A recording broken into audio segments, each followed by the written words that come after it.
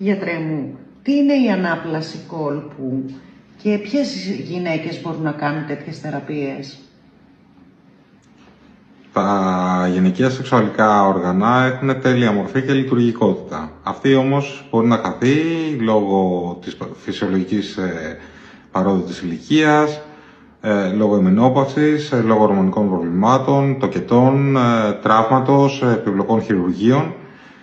Η ανάπλαση λοιπόν του κόλπου και εδίου των γυναικείων σεξουαλικών οργάνων είναι η πλήρης αποκατάσταση της λειτουργικότητας και της μορφής των παραπάνω οργάνων.